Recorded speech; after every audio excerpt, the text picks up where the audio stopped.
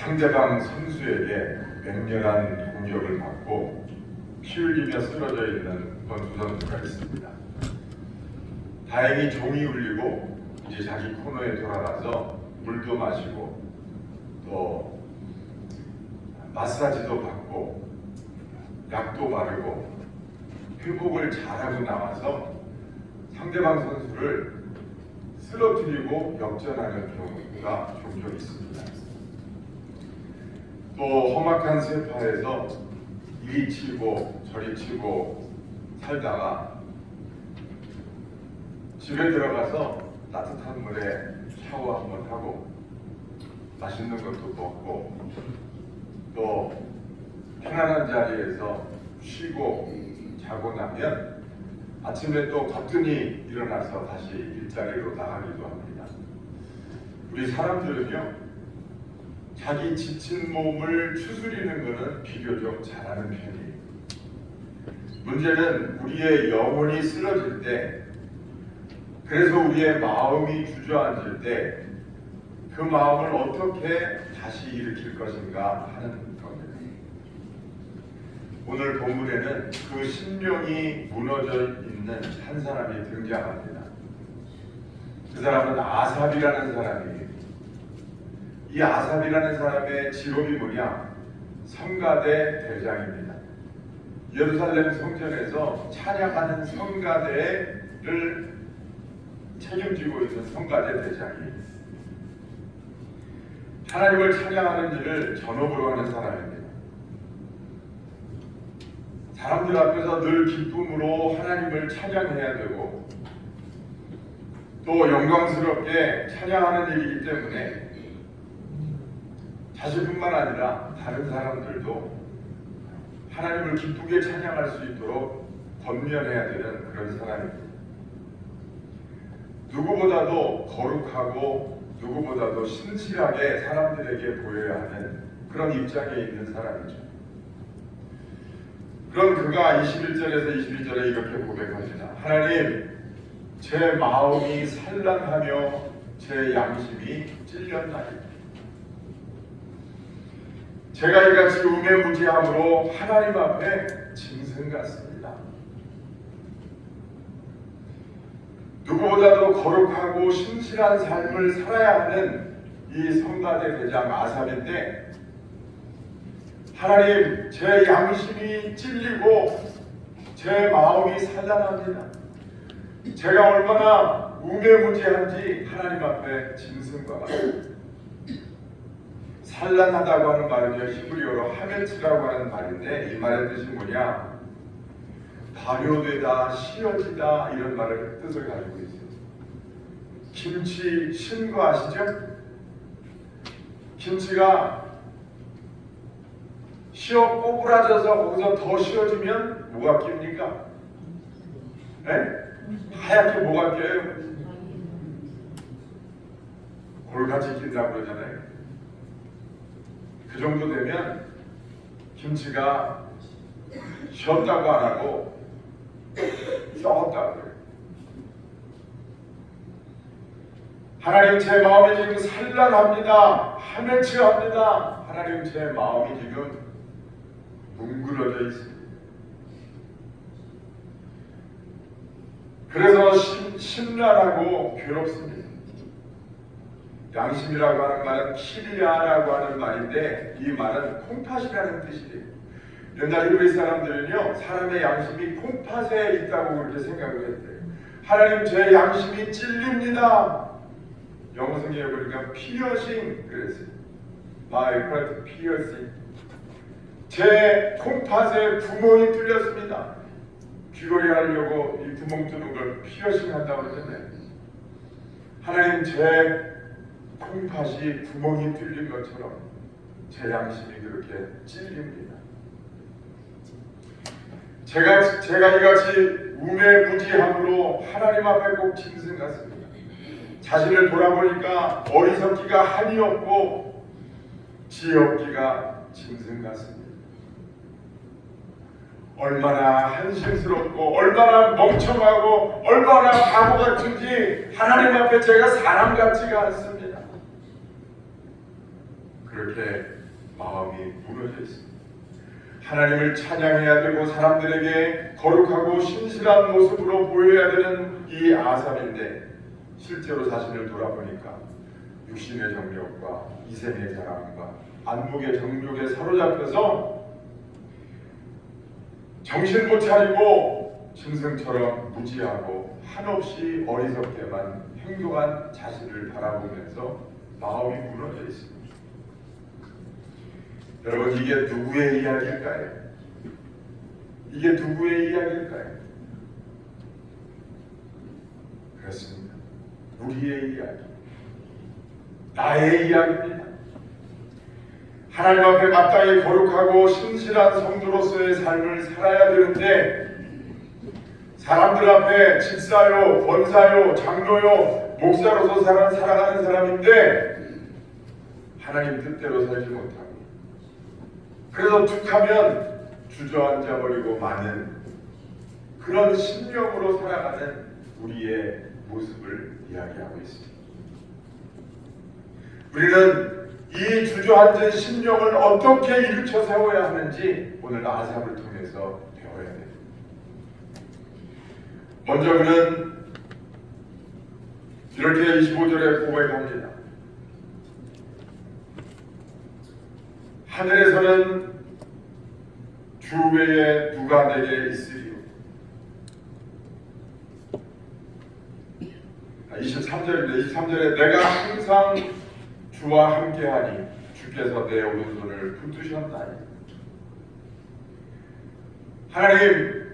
하나님께서 그럼에도 불구하고 저를 그동안 붙들어 주셨던 사실을 기억합니다.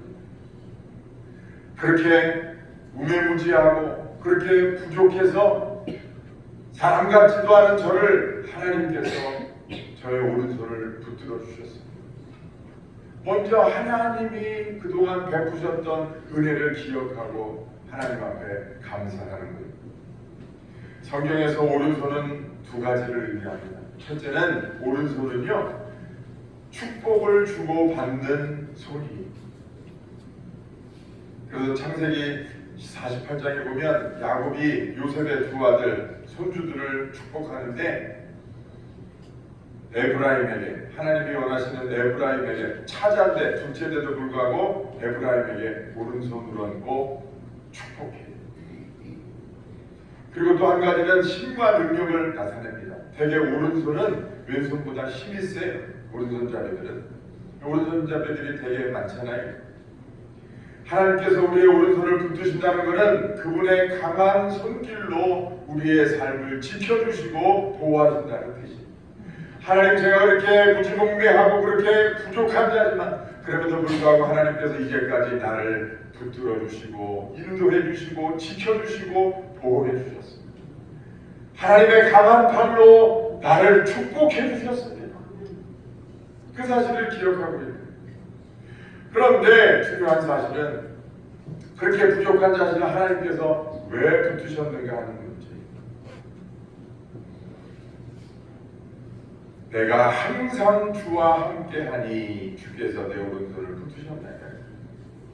내가 항상 주와 함께하니.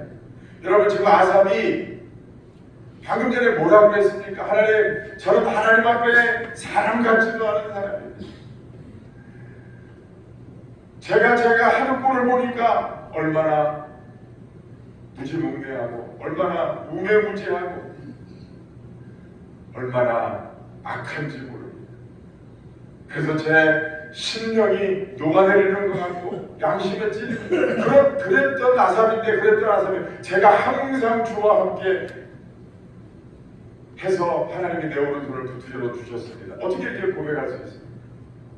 여러분, 하나님과 함께 한다는 것은 의롭고 거룩한 삶으로만 하는 게 아닙니다.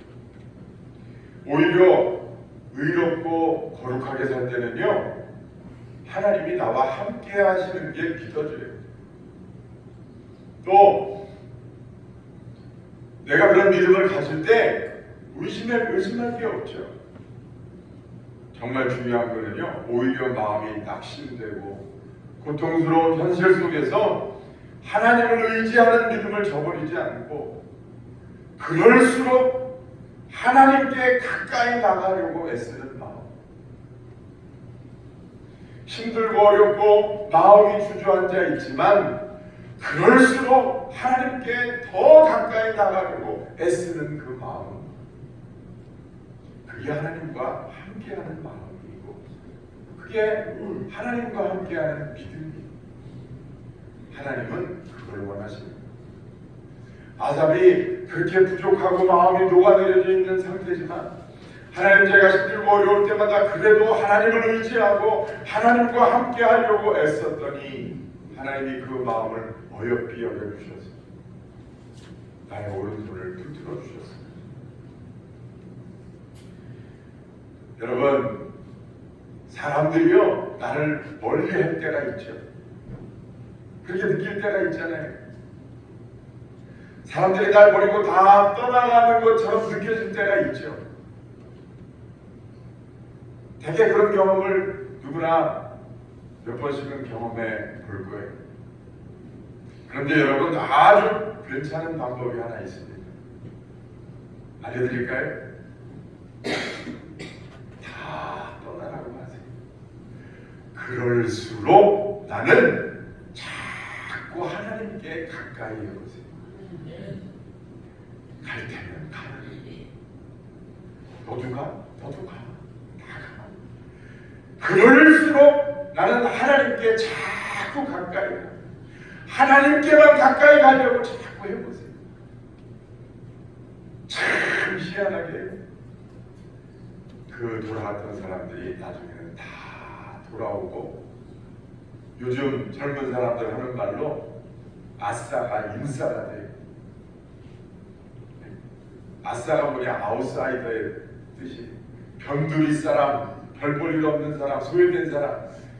인싸는 인사이드에 중심에 있는 사람, 핵이 되는 사람, 중요한 사람. 사람들이 떠나갈 때 그때 하나님을 떠올리고, 그래, 너희들은 떠나라. 나는 하나님께로 나간다. 그리고 하나님께 자꾸 가까이 가는 거예요. 여러분, 시간이 없습니까? 그럼 자꾸 그럴수록 하나님과의 데이트 시간을 더 늘려보세요. 인간적으로 살려고 하면 죽고, 주 안에서 죽고자 하면 반드시 사는 줄로 믿습니다. 그게 성경의 진리예요.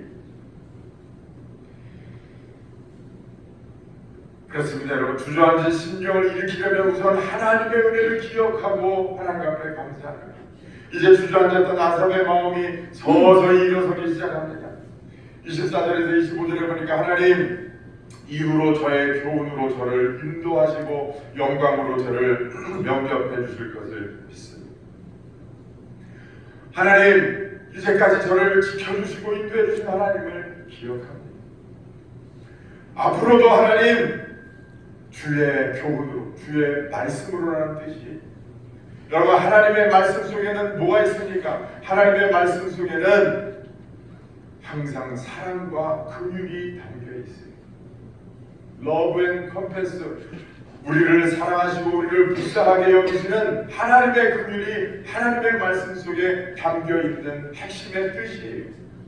그 주의 교훈으로 나를 인도하시고 하나님께서 장차 나를 영광으로 영접하실 줄 믿습니다. 소망을 갖기 시작했어요.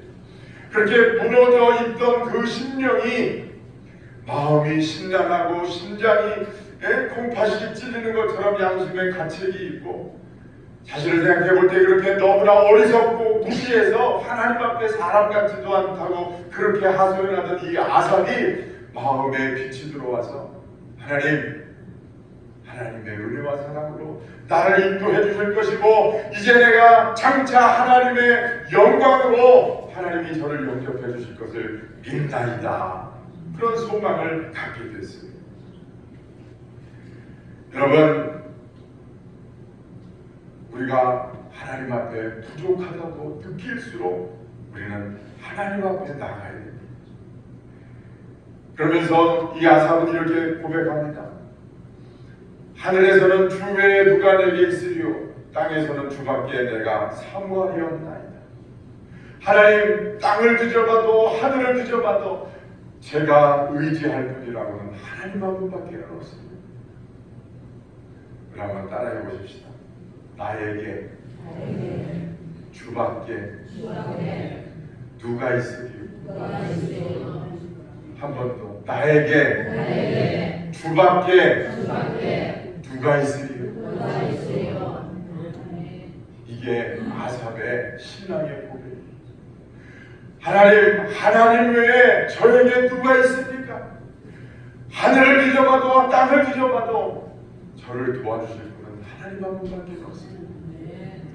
하나님, 제가 마음이 무너져 있습니다.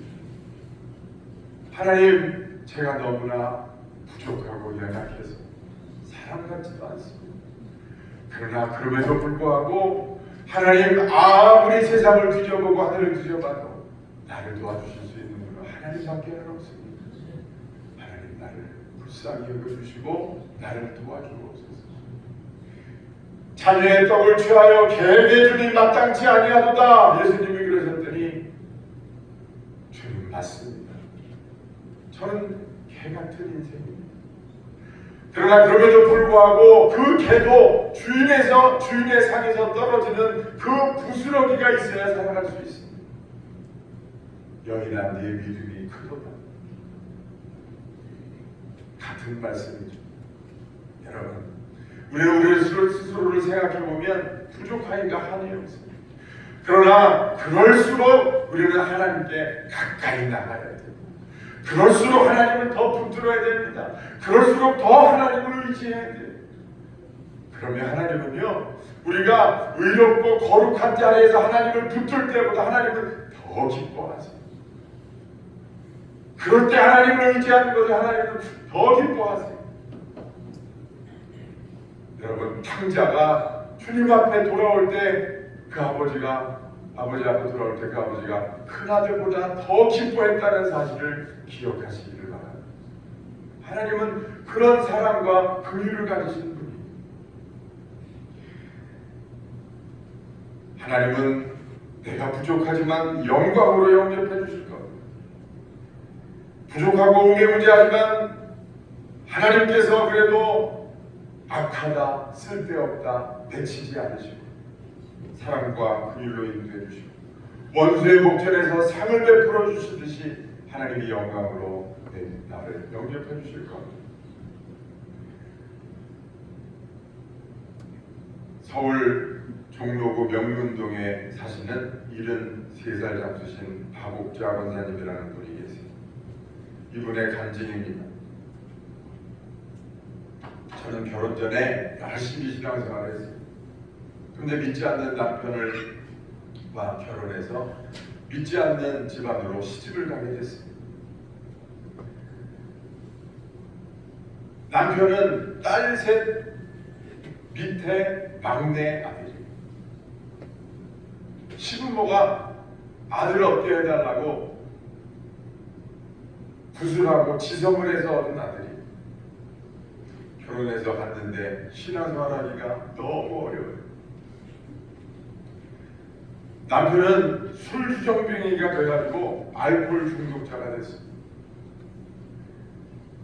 어떻게 몰래 교회 갔다 오는 날이면 남편에게 발각이 돼서 옷이 다 찢겨지고 성경책이 갈기갈기 찢어져서 아궁이 속으로 들어가는 거예요. 너무나 힘들고 괴로웠어요. 남편이 도박에까지 손을 대서 그야말로 집안이 완전히 엉망진창이 되고 집안의 가산을 탕진하게 됐습니다. 거기다 남편은 알코올 중독이 돼서 간까지 나빠져서 몸도 나빠졌습니다. 그러다 보니 자신도 몸이 점점 쇠약해져 가고 부부가 함께 몸이 안 좋아졌어요. 딸 하나에 아들 셋을 낳아 키우고 있었는데 견디다 못해서 친정으로 도망을 갔어요. 어느 날 시아버지가 전화를 해서 며느라 한 번만 집으로 내려와봐 달라. 그래서 시아버지의 전화를 받고 친정으로 시댁으로 다시 내려갔어요. 남편이 뜻밖의 나 당신이 믿는 하나님 나도 믿어보겠어 그러더라는 거예요. 그래서 웬일인가 그랬더니 자기가 잠을 자는데 꿈속에 누가 나타나서 자기를 꼭 안아주더라는 거예요. 그래서 그 꿈을 깨고 난 다음에 교회 나가고 싶다는 생각이 강하게 들어서 그래서 연락을 해야 되는데 너무나 면목이 없고 자기가 전화하면 딱지 맞을 것 같아서 아버지를 시켜서 전화했다는 거예요. 그래서 내려갔어요. 그런데 또 다른 문제가 있어요. 셋째 아들이 그런 가정의 영향을 받고 그 안에서 살다가 보니까 애가 마음의 병이 든 심각한 우울증이 생겼어요. 그래서 학교도 못 다니게 됐습니다. 고등학교도 다닐 수 없을 정도로 심각해졌습니다. 우울증이 심해져서 집에서 나오지도 못하고 밖에 나가면 사람들이 자기를 보고 수근수근하고 자기를 욕한다고 그렇게 이야기하면서 버스도 못 타고 다닐 정도가 됐습니다. 살 소망이 끊어졌습니다. 어느 날 용산에 있는 중앙대학병원에서 정신과 치료를 받았는데 의사 선생님이 뜻밖의 이야기를 하는 거예요. 어머니, 혹시 어머님이 친어머니가 아니십니까? 깜짝 놀랐어요. 제 아들인데요? 아들님이 그러시는데 엄마 아빠 혈액형에서 자기 혈액형이 나올 수가 없다는 거예요. 그래서 이 엄마가 깜짝 놀래가지고 무슨 소리냐고, 쟤는 내가 배 아파서 난 틀림없는 내 자식이라. 그래서 그 병원에서 즉시로 다시 피를 뽑아가지고서 혈액 검사를 했더니 자기 혈액이 잘못 나와 있다는 거예요. 근데 그 아들이 그거를 어떻게 보고서 오해를 하고 있었다는 거예요. 또 게다가 이 엄마는 큰아들만 오냐오냐 하면서 키웠어요. 그러다 보니까 이 셋째 아들이 오해를 하는 거예요. 나는 우리 엄마 자식이 아니야. 그래서 큰아들만 자기 자식만 저렇게 싸부돌고 나를 이렇게 맨날 참답시하는 거예요. 그러면서 애가 마음의 병이 들었다는 거예요. 그래서 이 엄마가 혈액 검사를 다시 한 거를 보여주고 네가 오해한 거다. 그러면서 이 아들에게 극진하게 이제 사랑을 해주는 거예요. 그동안 엄마가 이렇게 가정 환경이 이렇게 어려워서 너한테까지 신경을 못 써서 너무 미안하다. 근데 의사 선생님이 그게 그렇게 쉽게 돌아오지는 않는다는 거예요. 시간이 오래 걸릴 거라는 거예요. 그런데 이 아이가 말이에요. 그리고 나서 상황이 좋아지면 좋은데 상황이 좋아지지를 않아요. 그래서 하나님 앞에 기도합니다. 하나님, 나를 도와주실 분은 하나님밖에 없습니다. 하나님 도와주옵소서. 근데 어떤 권사님이 번면하기를 금식기도 해보시다. 하나님 앞에 목숨 걸고 금식기도 한번 해보시다. 그래서 그 아들을 데리고 금식기도원에 가서 금식을 해요. 자기는 아들을 살리기 위해서 목숨 걸고 기도하는 건 괜찮은데 아들도 함께 금식을 시키려고 하니까 너무나 안타까운 거예요. 애가 먹지를 못하고 기운이 없으니까 점점 더 마음이 약해지는 것 같고, 그러다 보니까 또 자기도 마음이 약해져서 너는 그만해라 그러고 싶은데 마음이 그렇게 되지를 않는 거예요. 그래서 하나님 앞에 울며 기도합니다. 하나님, 내 아들을 살려주옵소서. 이 땅 어디에도, 이 세상 어디에도 우리를 도와주실 분은 하나님밖에는 없습니다. 하나님 외에 저에게 누가 있습니까? 하나님 도와주옵소서. 기도했어요. 금식기도 10일씩 4번을 하는데 10일씩 4번을 금식기도를 해요. 근데 그 아들이 그 기도를 다 마치는 거예요. 그리고 금식기도를 나오는데 이 아이 얼굴이 환하게 웃는데 그 모습을 보니까 이 마음의 우울증이 고쳐지겠다, 이런 믿음이 생기더라는 거예요. 그래서 내려와서 이제 생활을 하는데 아이가 조금씩 변화되기 시작합니다. 2년 뒤에 의사 선생님으로부터 병이 거의 다 회복이 되고 정상인처럼 됐다는 거예요. 그래서 이 엄마가 이제 2년제 대학이라도 전문대학이라도 갔으면 좋겠다 생각하면서 기도했는데 이 아이가요 서울에 있는 4년제 대학에 들어갔어요. 그리고 거기서 공부하면서 영어 공부를 해가지고 영어 강사가 됐어요. 나중에 은혜를 더 받고 완전히 마음이 회복이 돼서 교회에서 청년부 회장이 됐어요. 그리고 결혼을 해서 아들 딸 낳고 잘 살고 있대요. 할렐루야. 여러분, 이 권사님의 고백이 그렇습니다. 그때를 생각하면 너무나 암담하고 너무나 처절해서 막막하기만 했지만 세상에 그 누구도 나를 도와줄 사람이 없다고 생각하게 될 그때에 하나님을 의지하게 하신 분도 바로 하나님이십니다. 여러분, 아삽은 자신의 연약함을 마지막 26절에서 이렇게 고백합니다. 내 육체와 마음은 쇠약하나 하나님은 내 마음의 반석이시오 영원한 분기시시라. 내 육체와 마음은 쇠약하다라고 하는 말은 히브리어로 카라라고 하는 말인데 끝나다, 소멸하다, 피곤하다, 약해지다는 뜻입니다.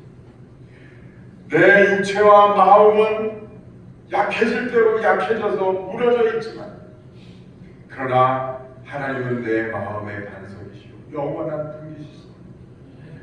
하나님은 내 마음의 반석이시고 영원한 분기시시다. 분기시라는 말은 유산이라는 말이에요. 여러분, 유산은요 뭘 잘해서 주는 게 아니에요.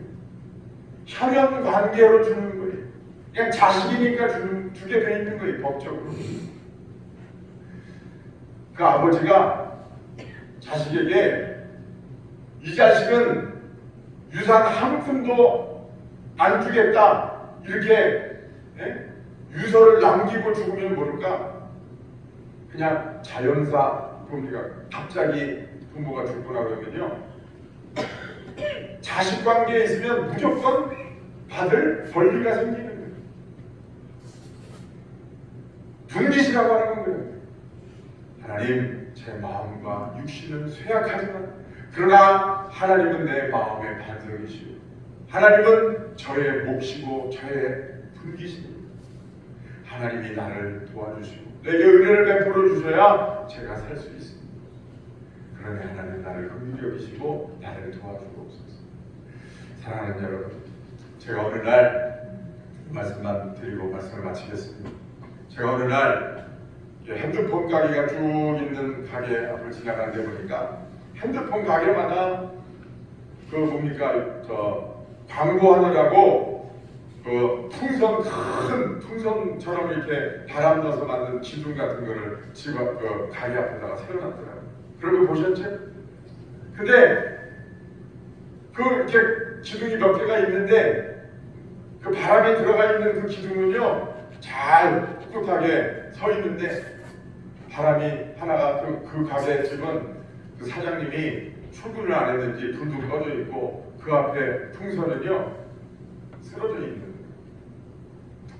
여러분, 우리가 하나님의 은혜로 성전을 떠나갈 때는요 우리의 심령이 살아서 기운차고 은혜 충만하고 그래서 우리가 세상에 나가지만 그러나 세상을 살다 보면은요 다시 우리의 마음이 주저하고 우리가 우리 스스로를 생각해보면 어처구니 없이 너무나 어리석고 무지해서 감히 하나님 앞에 얼굴을 듣지 못하고 우리 심령이 무너져 있을 때가 많이 있어요. 여러분, 그 심령이 무너져 있을 때 여러분 꼭 이 말씀을 기억하시기를 바랍니다. 하나님 외에 저에게 누가 있으리? 하나님 밖에는 저를 도우실 분이 없습니다. 하나님, 내 마음과 육신은 쇠약하지만 여러분 또 우리가 육신이 연약해져 있을 때 얼마나 우리 마음이 약해지고 우리가 얼마나 주저앉아 있습니까? 주저앉게 됩니까? 그럴 때 여러분 오늘 이 말씀을 기억하고 하나님, 제가 하나님께 그럴수록 더 가까이 나갑니다. 그럴수록 하나님을 의지합니다. 나의 오른손을 붙들어 주옵소서. 하나님, 나를 긍휼히 여겨 주옵소서. 하나님만이 나의 분깃이 되시고 하나님만이 나의 반석이 되십니다. 그렇게 우리가 하나님 앞에 고백하고 나가면 하나님이 우리를 붙들어 주시고 아삽을 일으키신 것처럼 우리의 심령도 일으키시고 우리의 삶도 일으키실 줄로 믿습니다. 절대로 오래 주저앉아 있지 마시고 우리의 심령이 주저앉을 때마다 십자가를 바라보고 다시 일어서는 저와 여러분 되시기를 주의 이름으로 축원합니다. 기도하겠습니다. 거룩한